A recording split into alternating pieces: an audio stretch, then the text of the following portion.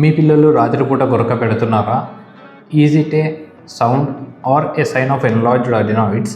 Let's find out. జనరల్గా parents పిల్లలు గురక పెట్టడం చూసి పిల్లలు డీప్ స్లీప్లో ఉన్నారని అనుకుంటారు. బట్ యాక్చువల్గా it can be A struggle for breathing.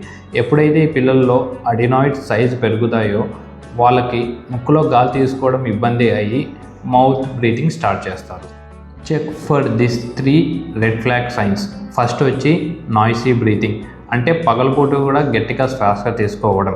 Second వచ్చి మౌత్ బ్రీతింగ్, పిల్లలు ఆడుకున్నప్పుడు కానీ పడుకున్నప్పుడు కానీ ఎప్పుడు నోరు తెరుచుకొనే శ్వాస తీసుకోవడం.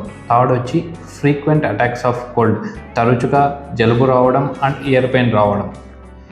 దీన్ని ఇగ్నోర్ చేస్తే it can lead to adenoid faces, అంటే ముఖం షేప్ మారడం.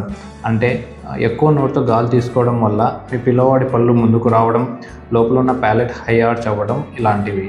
అంతేకాకుండా పిల్లవాడి బ్రెయిన్కి సరిగ్గా ఆక్సిజన్ అందకపోవడం వల్ల రోజంతా డల్గా ఉండడం, స్కూల్లో సరిగ్గా కాన్సన్ట్రేట్ చేయకపోవడం జరుగుతూ ఉంటుంది. సో మీ పిల్లవాడి గ్రోత్కి ఆక్సిజన్ చాలా ఇంపార్టెంట్. డోంట్ వరీ, మోస్ట్ కేసెస్ని మెడికేషన్స్తోనే సాల్వ్ చేయొచ్చు. Surgery is the last resort. So parents మీ పిల్లలలో గొరక ఉంటే నెగ్లెక్ట్ చేయకండి, వెంటనే ఒక ఈఎన్టీ డాక్టర్ని కన్సల్ట్ అవ్వండి. If you have any questions కామెంట్స్లో ఇన్ఫో అని టైప్ చేయండి. I will help you out. Thank you.